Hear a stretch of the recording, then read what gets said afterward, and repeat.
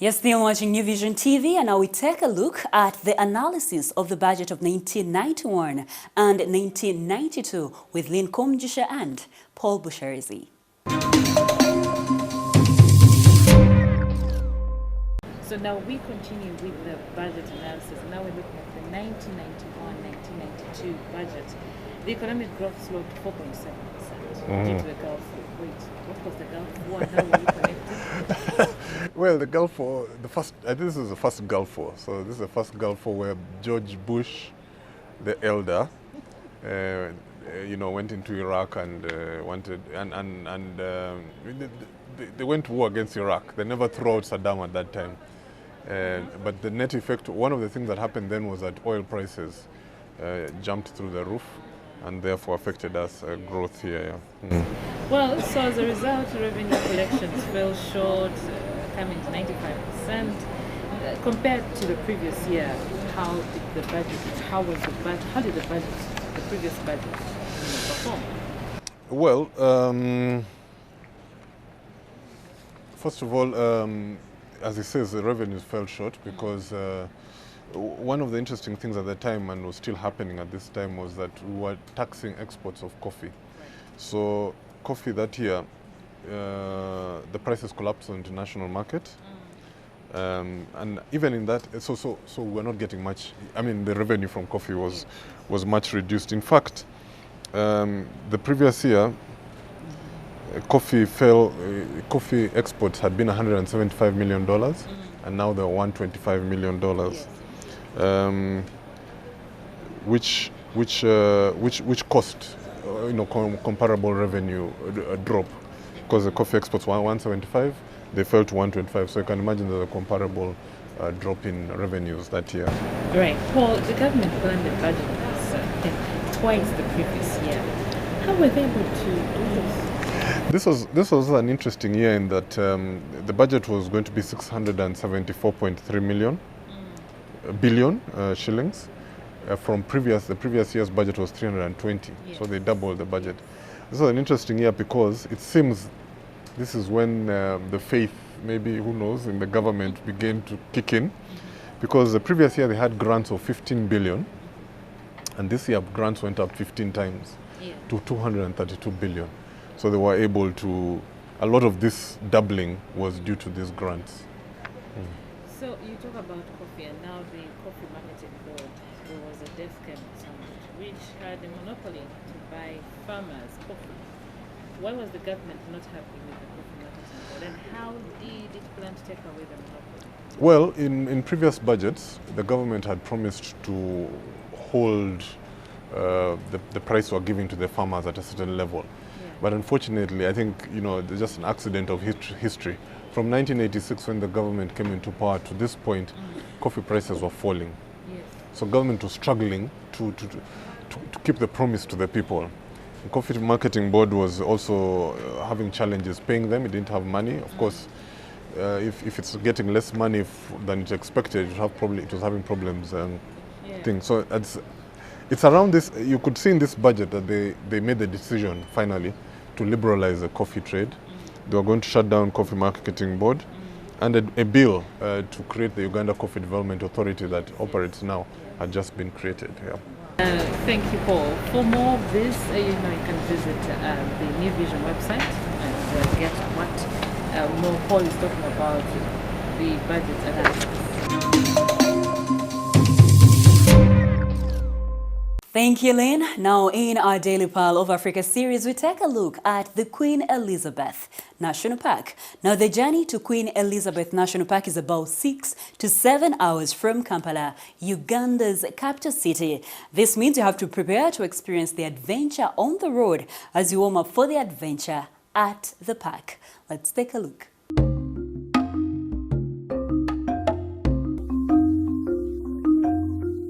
A warm reception awaits at the main entrance of Queen Elizabeth National Park, with 2 horns built just outside the gate. In the southwestern region of Uganda is where the biggest national park lies. It covers 4 districts which are Kasese, Kamwenge, Rubirizi and Rukungiri. This national park occupies an estimated 1,978 square kilometers. The park extends from Lake George in the northeast to Lake Edward in the southwest and includes the Kazinga Channel connecting the two lakes. This explains its establishment. In 1952, Queen Elizabeth was established as Kazinga National Park, but 2 years later, it was renamed to commemorate the visit of Queen Elizabeth II, the Queen of England. Since then, Queen Elizabeth National Park has become the most visited park in Uganda.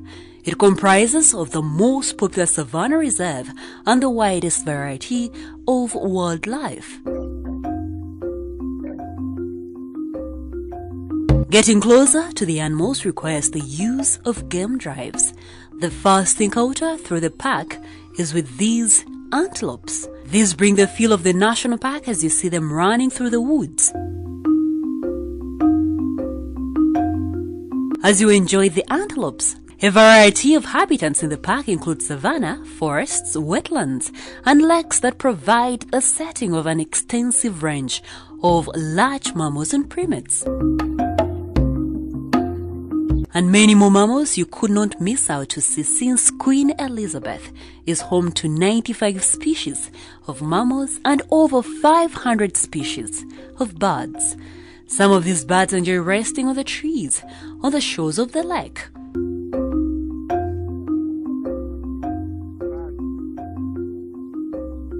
For the hippopotamus, they find comfort in water. An amazing number of hippos inhabit the Kazinga Channel, on which daily boat trips are conducted.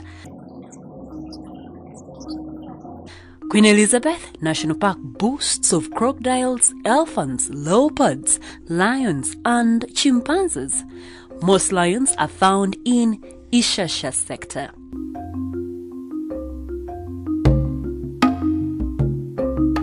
This park is also famous for its volcanic features, including volcanic cones and deep craters, many with crater lakes such as Katwe craters, from which salt is extracted. Additional scenic points are the Kazinga Channel between Lake George and Lake Edward.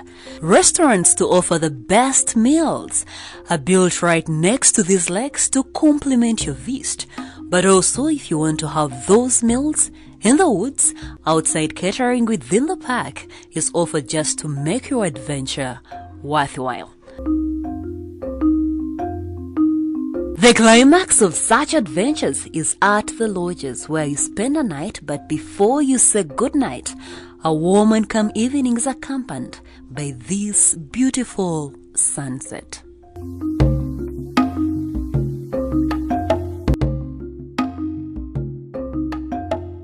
For more Pearl of Africa stories, visit our website, which is newvision.co.eu/Pearl of Africa. Our newspaper, The Sunday Vision, is also another home of adventures. Grab your copy every Sunday for Pearl of Africa stories. We now take a look at our special report today. Now, 3 days before the Finance Minister, Matia Kasaija, reads the 2019-2020 budget, New Vision TV brings you the analysis of the first budget by the NRM government and the Rocky Start it had to deliver on the promises the leadership had made during the swearing-in ceremony in 1986. Here are the details. In January 1986, after a 5-year struggle, President Yoweri Museveni and the ragtag NRM took over Kampala. The new president then and his enthusiastic team under the National Resistance Army found the economy in ruins and could even not present the budget in June 1986. They had to take some time groping around to get a sense of the state of finances before the finance minister read the budget in August. At his swearing-in, Museveni promised a fundamental change in the history of the country. I think this is a fundamental change in the politics of our country. The economy, which had been battered by years of civil war and mismanagement, was a shadow of its glory days in the 1960s. and as a matter of urgency had to be resuscitated if the fundamental change was to have half a chance of materializing. According to a World Bank report of the time, the GDP per capita stood at $230, which is about 865,981 shillings today, or about 60% of the level at which it was in 1971. The foremost sector had ground to a halt. With 83 factories surveyed at the time, only 10 of them were operating beyond 30% capacity, while another 29 were shut down. Agriculture, which had regressed into subsistence, accounted for 40% of GDP. Coffee accounted for more than 80% of export revenues and more than half the revenue collection they used to tax coffee exports those days. Coffee production stood at 70% of the 1965 levels at 160,000 of 60 kilograms of bags, and cotton production had collapsed to 7% of 1965 levels. At a personal level, public service salaries were so bad that at the lowest salary level, the monthly wage was not enough to buy a bunch of matoke. Real wages and salaries are at the moment very low indeed. At the lowest level, the monthly wage is not even enough to buy a bunch of matoke or 5 kilograms of maize flour. You cannot therefore envy Professor Ponciano Mulema, the NRM first finance minister, under whose brief it was to jump-start the economy. It was not a good omen that the 1986-87 budget was read at the end of August, months into what would have been the new financial year. But you can't blame them because this is 1986. The NRM has just come to power in January. I imagine there's a lot of chaos going around and all that kind of business. Calling it out of the ashes is generally we're coming from a really hard time. Absolutely. Yes. The economy of Uganda has been troubled for the last 15 years by economic mismanagement. It lent no confidence to the situation when the finance minister admitted that accurate figures about the economy's performance were hard to come by. The low level of production both in agriculture and industry was reflected in the trends of the GDP. It was, however, not possible to get reliable statistics during 1985. It is estimated that the GDP fell by 5.5%. The monetary economy showed a decline of 3.9% during the same period, while the non-monetary could have declined by up to 8%, Mulema told the National Resistance Council. Mulema also reported that the previous year's budget had gotten out of hand. The budgetary situation during the year of 1985-1986 was abnormally difficult.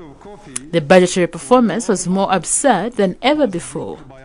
He said of his frustration palpable many years later. Revenues, fortunately, followed suit, coming in at 402 billion Uganda shillings against the earlier projected 313 billion Uganda shillings, but still left a 104 billion Uganda shillings hole in the budget to plug.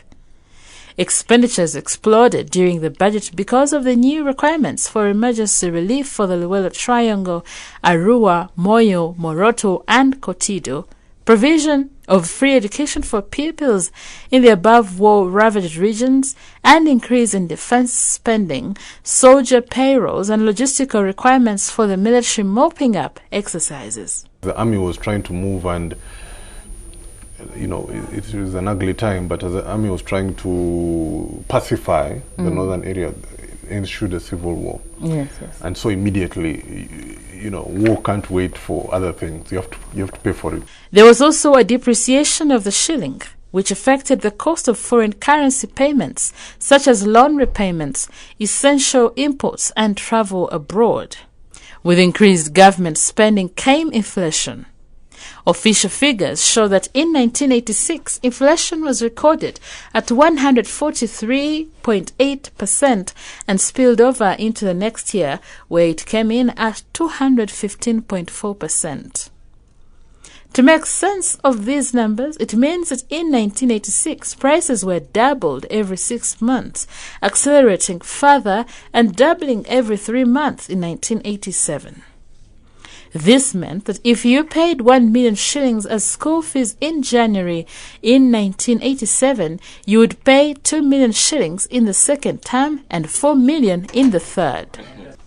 Other historical factors aside, this partly explains why Ugandans gravitate towards business, because in an inflationary situation you can raise prices. To some extent, this is true, but it is better than being locked into a monthly salary, which is unresponsive to price changes. Mulema took this into account and managed a 50% increase in the wage bill, with the biggest pay hikes going to the lower cadre. This will, of course, not bring significant relief to the workers, as the prices will be high for all of them. The government, however, intends to take further measures in the near future to bring about a happier balance between goods and services on the market and aggregate demand. Mulema said. The ratio of revenue collections to GDP in 1986-87 stood at about 5%. In the current financial year, the projections are that, with collections of about 16 trillion Uganda shillings, the same number currently is about 15%. Despite his urgent need for revenues, the minister reduced the corporation tax to 40% from 50% for companies. In industry and agriculture, we're raising that corporation to 60% from 50% for banks and other financial institutions, but not insurance companies. It is inconceivable that companies today would be required to surrender half their profits to the government, and it probably encouraged a lot of tax evasion at the time. He, nevertheless, raised import duties to as much as 100% on petrol, 50% on paraffin, and 20% on diesel. He also announced a raft of increases on beverages, cigarettes, and road license fees. The government was so hard up for cash that they decided to flog off a fleet of buses to raise an additional 4.4 billion shillings, which was more than they expected from the parastatals in dividends, about 4.1 billion Uganda shillings. The government urgently needed to raise revenues to finance the rehabilitation of the entire infrastructure network, to pave the 1,500 kilometers of trunk roads at a start, an inheritance from the colonial administration, increase school enrollments, improve health services, and, as if that was not enough, to quell insurgencies that were flaring up in the north and east of the country. Such demands dwarfed the revenues in a classic case of desperate times call for desperate measures. They set the money printing presses rolling to disastrous consequences. Inflation shot through the roof, peaking at more than 200% in 1987. 4 years before he made his speech, the government had been printing money like it was going out of fashion. That is all we had for you. Thank you for watching. Be sure to catch more news updates and other programs here on New Vision TV by visiting our website, which is newvision.ca.eug/video. You can follow us on social media. Facebook is The New Vision, Twitter is @NewVisionWire, Instagram is @NewVisionWire, and our YouTube channel is New Vision TV. Catch up with me on my Twitter handle. I am Ruthie the Voice. We end with a fact file.